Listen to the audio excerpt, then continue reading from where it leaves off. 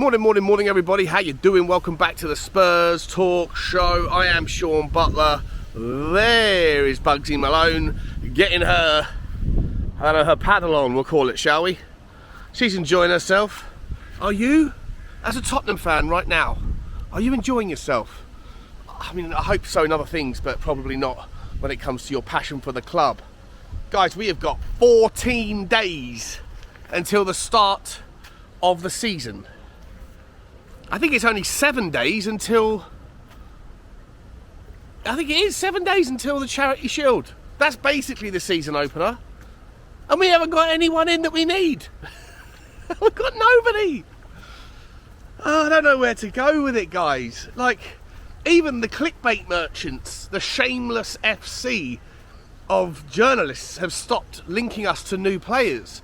Seemingly, we are out of options with regards Mickey van der Ven and Tapsoba.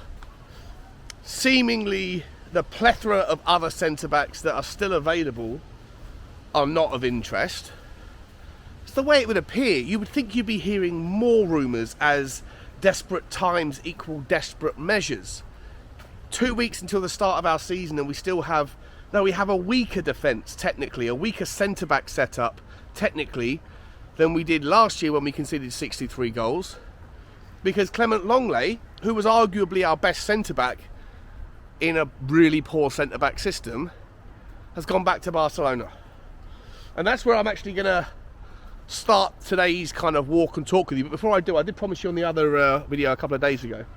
Look at this pirate house here. I don't know if you can see it properly. Let me get it up. Right, this guy's got Johnny Depp in the on his cabin. He's got a shark, he's got a pirate flag, he's got skeletons, and the table and chairs look all kind of like appropriately shaped for the genre that he's going for. It's a very cool house, the first house that you come to on this canal. But let's start with Barcelona, guys. In fact, before we start with that, let me start by asking you for some favours. How could I forget? Do me a favour, guys, smash the like button on the video for me if you haven't already, and hit the subscribe on the channel. Join the now 12,800 and change of Tottenham fans that have gone before. Do it for Bugsy. One day she'll big up the courage, won't you, Bugs, to actually go for a swim rather than a little paddling pool. Hit the notification bell and drop a comment. Let me know your thoughts on today's topic. And that's where I want to start. Clement Longley.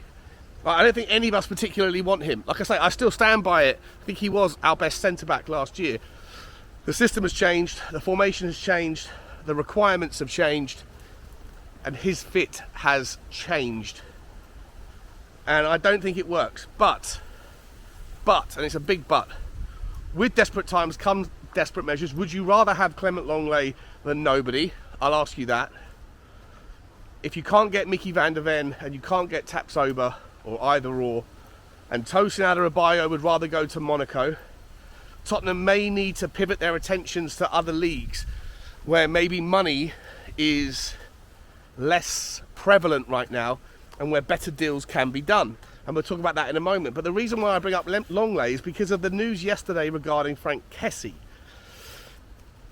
And I just wonder if we have to lower our expectations around this window for some stupid reason that doesn't make any sense to me around our ability to spend money or our willingness to do jobs and get players in that is going to help. I still firmly believe that even with two centre-backs, I think we will still struggle absent a proper, thorough number 6 that can do what we've spoken about so many times.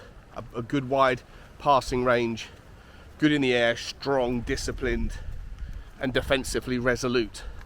And one of those players is Frank Kessie. And he might be available for about 22 million, something along those lines, 23 million, 24 million euros. Barcelona are keen to get him off the books. They're also keen to get Clement Longley off the books. And I just wonder, I'm putting it out there, I certainly don't want to give away my answer yet. I'd rather wait and see what you guys say. But for me, it's worth asking the question. If you could get Frank Kessie for a cut price deal to solve one problem, and I think he would be a solve. He wouldn't be my first choice. My first choice at the moment would be Ibrahim Sangare. But as I say, when needs must, and there's options out there, then I wonder whether or not Frankesi would do a job, and I think he would. But if it meant the only way we could get him at a reduced fee and a cut price fee is by also bringing Clement Longley with him and making it, morning guys, about 30 million. Oh, Bugsy's having a fight. If it was about 30 million euros, guys, give or take, don't know where they're going in the wrong direction. They're completely out of sight. Hang on, I better fix this. They come back. Best friends forever. We sorted it. Let me get back to what I was saying. Would you take 30 million, 30 or 28 million, something like that, if the only way you could get Frankesi was to also bring home Clement Longley, to do a double deal with Barcelona? Would that be some way of moving the needle? I'm not saying that it has to be that way, it's just a question I thought I'd percolate in the absence of other news days. I don't want Longley. I've got bets with people that Longley won't be coming to the club, but I'm just kind of trying to think creatively right now. We've got 2 weeks left and we've got so much to do in the way of outgoings and a lot to do in the way of incomings, and I think Frankesi would be a wonderful fit. And listen, at the moment, if there is really no realistic hopes that the Van der Ven and Tapsoba deals are not going to be kind of escalated in urgence, then maybe you have to turn to other directions. If it's not Longley, then who is it? Well, if it's not Tosin, then who is it? Harry Maguire had a bid, or Manchester United rejected a bid from West Ham United yesterday for £20 million for Harry Maguire, which is another indication of the kind of the differences that we're seeing in relative valuations of relative players in relative clubs from relative leagues. I made this point on my live stream last night with the guys. It's weird to me when Declan Rice costs 105 million and Moises Caicedo costs 105, 110 million, maybe, probably. Yet you're going to only have to pay £20 million to go and get a wonderful player in Sofian Amrabat from Fiorentina. Why? Fiorentina are one of the only two clubs in Italy that are not in debt, that are not broken and making losses every year. Them and Atalanta. Why are they allowing him to go? Fiorentina also allowed Brighton to bring in their player. I forget the guy's name. My mind's not working this morning. A wonderful player.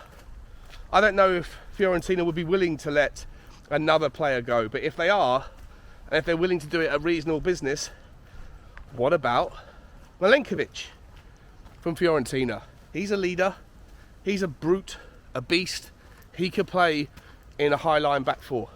He's not ideal, but he's good enough and a vast improvement.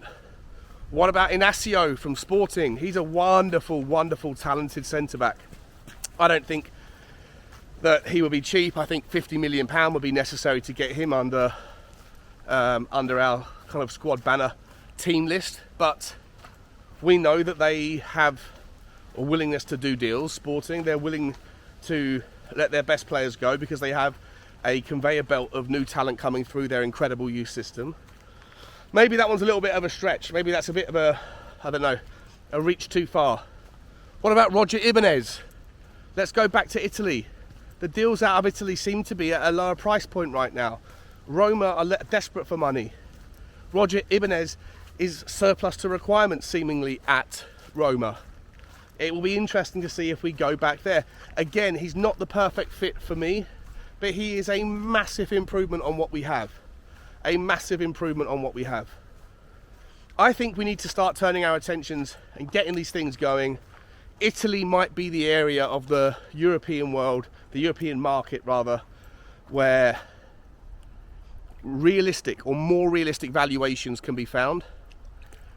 Italian football is in a lot of problems financially. Juventus have had more fines over the last few days for their behaviour recently. Maybe they're looking to liquidate some of their assets. We've spoken about Bremmer, a wonderful, wonderful player. He turned us down last summer, allegedly, because of his desire to get Italian citizenship. I believe he now has that. There's no requirement for him to stay anymore. He's a brilliant player. Is he the perfect fit for the system? No. Is he good enough to adapt? Yes. Is he a massive improvement on what we have? 100%. We know that Paratici is still hanging around in the club, doing bits and pieces here and there on a consultancy level. Do we need to tap into this guy one or two more times to get things moving? Seemingly, the level of player that we have is not drawing enough gravitas or attention from the few clubs in Europe that do have money to spend.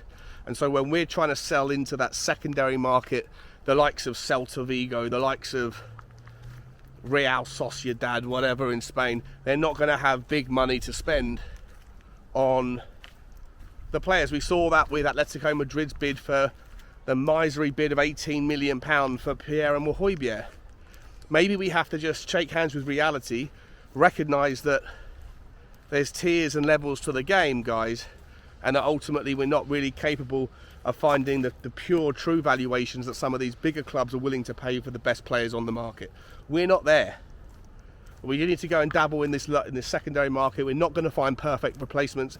If you can't get Tapsoba and Vicky van der Ven done, which I still don't understand why, but if you can't, then we shouldn't be resting on our laurels, because the further you go into the window, the less likely players or teams are willing to lose their best players, because the less time they have to replace them.